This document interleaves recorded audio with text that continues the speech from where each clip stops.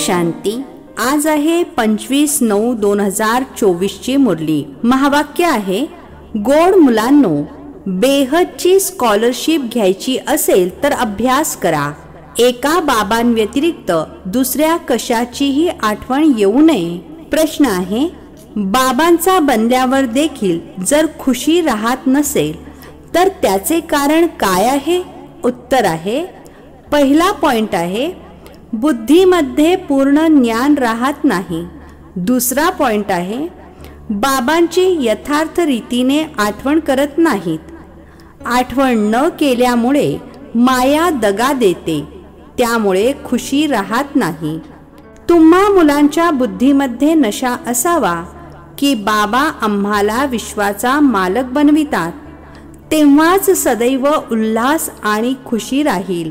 बाबांचा जो वारसा आहे, पवित्रता, सुख आणि शांती, यामध्ये फुल बना, अर्थात संपन्न बना, तेव्हाच खुशी राहील। ओम शांती। ओम शांतीचा अर्थ तर मुलांना चांगलाच माहीत आहे। मी आत्मा, हे माझे शरीर, हे नीट लक्षात ठेवा।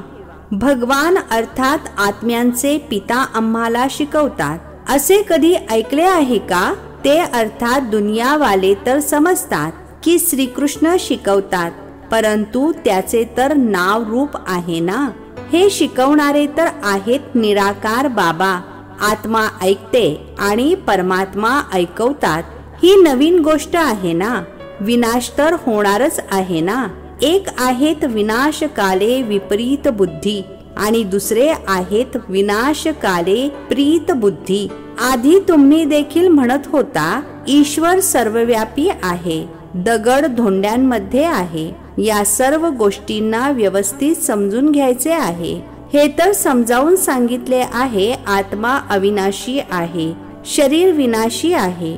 आत्मा कधी छोटी मोठी होत नाही, ती आहे अतिशय छोटी आत्मा। इतकी छोटी आत्माच 84 जन्म घेऊन सर्व पाठ बजावते। आत्मा शरीराला चालवते। सर्वोच्च बाबा शिकवतात तर जरूर पद देखील उच्च मिळणार। आत्माच शिकून पद प्राप्त करते। आत्मा काही या डोळ्यांनी दिसत नाही। खूप प्रयत्न करतात की बघावे आत्मा कशी येते, कुठून निघून जाते, परंतु दिसत नाही। आणि जरी कोणी पाहिली तरी देखील समजू शकणार नाही। हे तर तुम्ही समजता की आत्माच शरीरामध्ये निवास करते। आत्मा वेगळी आहे, जीव अर्थात देह वेगळा आहे। आत्मा लहान मोठी होत नाही, देह लहानाचा मोठा होतो। आत्माच पतित आणि पावन बनते। आत्माच बाबांना बोलावते। हे पतित आत्म्यांना पावन बनविणारे बाबा या, हे देखील समजावून सांगितले आहे। सर्व आत्मे आहेत ब्राइड्स अर्थात सीता, आणि ते अर्थात बाबा आहेत राम, एक ब्राइड ग्रूम। ते लोक मग सर्वांना ब्राइड ग्रूम म्हणतात। आता ब्राइड ग्रूम सर्वांमध्ये प्रवेश करेल असे तर होऊ शकत नाही। हे बुद्धीमध्ये उलटे ज्ञान असल्यामुळेच खाली घसरत आले आहेत, अर्थात पतन झाले आहे। कारण खूप निंदा करतात, पाप करतात, बदनामी करतात। बाबांची तर खूप जास्त निंदा केली आहे। मुले कधी पित्याची निंदा करतील काय? परंतु आजकाल क्रोध आला की मग वडिलांना देखील शिव्या देऊ लागतात। हे तर आहेत बेहदचे बाबा। आत्मा बेहदच्या बाबांची निंदा करते। बाबा तुम्ही कच्छ मच्छ अवतार आहात। श्रीकृष्णाची सुद्धा निंदा केली आहे। राण्यांना पळविले, असे केले, लोणी चोरले। आता लोणी इत्यादी चोरण्याची त्यांना काय गरज होती? किती तमोप्रधान बुद्धी बनले आहेत। बाबा म्हणतात, मी येऊन तुम्हाला पावन बनविण्यासाठी अतिशय सोपी युक्ती सांगतो। बाबाच पतित पावन सर्वशक्तिमान अथॉरिटी आहेत। जसे साधू संत इत्यादी जे आहेत त्यांना शास्त्रांची अथॉरिटी म्हणतात।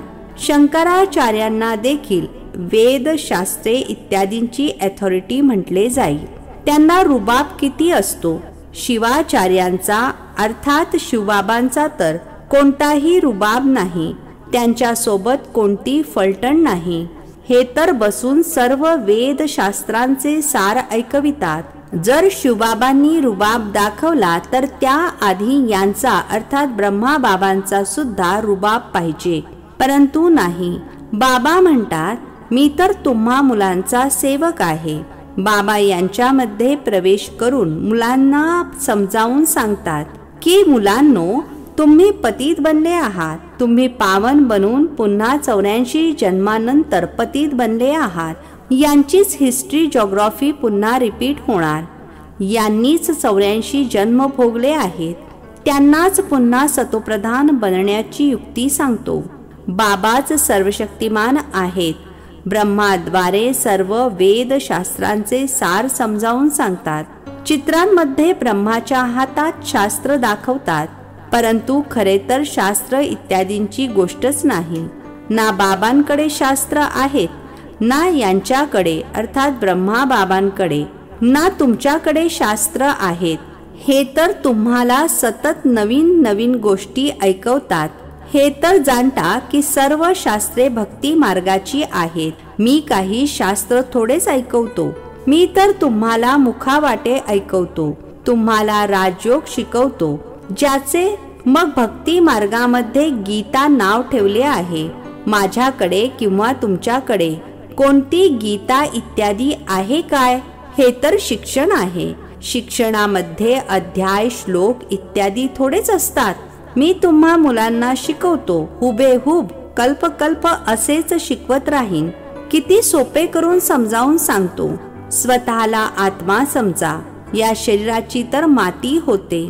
आत्मा अविनाशी आहे. शरीर तर दरवेळी जाळले जाते. आत्मा एक शरीर सोडून दुसरे घेते. बाबा म्हणतात मी तर एकदाच येतो. शिवरात्री देखील साजरी करतात. खरे पाहता असली पाहिजे शिवजयंती, परंतु जयंती म्हटले तर मातेच्या गर्भातून जन्म घेणे झाले, त्यामुळे याला शिवरात्री म्हणतात. द्वापर कलियुगाच्या रात्रीमध्ये मला शोधतात. म्हणतात सर्वव्यापी आहे, तर तुझ्यामध्ये देखील आहे ना, मग इतके दुःख का भोगतोस? एकदम जसे देवतांपासून आसुरी संप्रदायाचे बनतात. देवता कधी दारू पितात काय? त्याच आत्म्यांची पुन्हा अधोगती झाली आहे, त्यामुळे दारू इत्यादी प्यायला लागले आहेत. बाबा म्हणतात आता या जुन्या दुनियेचा विनाश देखील जरूर होणार आहे. जुन्या दुनियेमध्ये आहेत अनेक धर्म, नवीन दुनियेमध्ये आहे एक धर्म. एकापासून अनेक धर्म झाले आहेत, परत एक जरूर होणार आहे. मनुष्य तर म्हणतात कलियुगाला अजून 40,000 वर्ष बाकी आहेत. याला म्हटले जाते घोर अंधार. ज्ञान सूर्य प्रकटा, अज्ञान अंधेर विनाश. लोकांमध्ये खूप अज्ञान आहे. ज्ञान सूर्य ज्ञान सागर बाबा येतात तर तुमचे भक्ती मार्गातील अज्ञान नष्ट होते. तुम्ही बाबांची आठवण करता करता पवित्र बनता. अशुद्धता निघून जाते. हा आहे योग अग्नी. काम अग्नी काळे अर्थात पतित बनवतो. योग अग्नी अर्थात शिवबाबांची आठवण गोरे अर्थात पावन बनवतो. श्रीकृष्णाचे नाव देखील ठेवले आहे श्याम सुंदर, परंतु अर्थ थोडाच समजतात. बाबा येऊन अर्थ समजावून सांगतात. सर्वप्रथम सतयुगामध्ये किती सुंदर आहे. आत्मा पवित्र सुंदर आहे तर शरीर देखील पवित्र सुंदर घेते. तिथे किती धन दौलत सर्व काही नवीन असते. नवीन धरणी मग जुनी होते. आता या जुन्या दुनियेचा विनाश जरूर होणार आहे. जोरदार तयारी सुरू आहे. भारतवासी इतके समजत नाहीत जितके ते समजतात की आपण आपल्याच कुळाचा विनाश करत आहोत. कोणी प्रेरक आहे. विज्ञानाच्या आधारे आपण आपलाच विनाश घडवून आणतो. हे देखील समजतात की ख्राइस्टच्या 3000 वर्षांपूर्वी स्वर्ग होता. या देवी देवतांचे राज्य होते. भारतच प्राचीन होता. या राजयोगाद्वारे असे लक्ष्मी नारायण बनले होते. तो राजयोग तर बाबाच शिकवू शकतात. संन्यासी शिकवू शकत नाहीत. आजकाल किती फसवणूक होत आहे. परदेशामध्ये जाऊन म्हणतात आम्ही भारताचा प्राचीन योग शिकवतो आणि मग म्हणतात अंडे खा, दारू इत्यादी भले प्या, काहीही करा. आता ते कसे राजयोग शिकवू शकतील, मनुष्याला देवता कसे बनवू शकतील? बाबा समजावून सांगत आहेत, आत्मा किती श्रेष्ठ आहे. मग पुनर्जन्म घेत घेत सतोप्रधानापासून तमोप्रधान बनते. आता तुम्ही पुन्हा स्वर्गाची स्थापना करत आहात. तिथे दुसरा कोणताही धर्म असतच नाही. आता बाबा म्हणतात, नरकाचा विनाश तर जरूर होणार आहे. इथपर्यंत जे आले आहे ते मग स्वर्गामध्ये जरूर जाणार. शिवबाबांचे थोडे जरी ज्ञान ऐकले तरी स्वर्गामध्ये जरूर जातील. मग जितके शिकतील, बाबांची आठवण करतील, तितके उच्चपद प्राप्त करतील. आता तर सर्वांसाठीच विनाशाची वेळ आहे. विनाश काले प्रीत बुद्धी जे आहेत, बाबांव्यतिरिक्त इतर कोणाचीही आठवण करत नाहीत, तेच उच्चपद प्राप्त करतात. याला म्हटले जाते बेहदची स्कॉलरशिप. यामध्ये तर स्पर्धा केली पाहिजे. ही आहे ईश्वरीय लॉटरी. एक तर आठवण करायची आहे, दुसरे दैवी गुण धारण करायचे आहेत, आणि राजा राणी बनायचे असेल तर प्रजा देखील बनवायची आहे. कोणी भरपूर प्रजा बनवतात, कोणी थोडी. प्रजा बनते सेवेद्वारे. म्युझियम, प्रदर्शनी इत्यादीमध्ये पुष्कळ प्रजा बनते. यावेळी तुम्ही शिकत आहात आणि नंतर मग सूर्यवंशी, चंद्रवंशी डिनायस्टी अर्थात घराण्यामध्ये जाल. हे आहे तुम्हा ब्राह्मणांचे कुळ. बाबा ब्राह्मण कुळाला ॲडॉप्ट करून त्यांना शिकवतात. बाबा म्हणतात, मी एक कुळ आणि 2 घराणी बनवतो. सूर्यवंशी महाराजा महाराणी, चंद्रवंशी राजा राणी यांना म्हणणार डबल सिरताज अर्थात डबल मुकुटधारी. नंतर जेव्हा राजे विकारी बनतात तेव्हा त्यांना लाईटचा ताज अर्थात पवित्रतेचा मुकुट नसतो. त्या डबल मुकुटधारींची मंदिरे बनवून त्यांची पूजा करतात. पवित्र असणाऱ्यांसमोर डोके टेकवतात. सतयुगामध्ये या गोष्टी असत नाहीत. ती आहेच पावन दुनिया. तिथे पतित असत नाहीत. त्याला म्हटले जाते सुखधाम, वाइसलेस वर्ल्ड अर्थात निर्विकारी दुनिया. याला म्हटले जाते विशस वर्ल्ड अर्थात विकारी दुनिया. एकही पावन नाही. संन्यासी घरदार सोडून पळून जातात. राजा गोपीचंदाचे देखील उदाहरण आहे. तुम्ही जाणता, कोणताही मनुष्य एकमेकांना गती सद्गती देऊ शकत नाही. सर्वांचा सद्गतीदाता मीच आहे. मी येऊन सर्वांना पावन बनवतो. पहिले तर तुम्ही पवित्र बनून शांतीधाम मध्ये जाल आणि दुसरे पवित्र बनून सुखधाम मध्ये जाल. हे आहे अपवित्र दुःखधाम. सतयुगामध्ये रोगराई इत्यादी काहीच असत नाही. तुम्ही त्या सुखधामचे मालक होता. नंतर मग रावण राज्यामध्ये दुःखधामाचे मालक बनले आहात. बाबा म्हणतात, कल्पकल्प तुम्ही माझ्या श्रीमतावर स्वर्ग स्थापन करता, नवीन दुनियेचे राज्य घेता आणि नंतर पतित नरकवासी बनता. देवताच मग विकारी बनतात, वाम मार्गामध्ये जातात.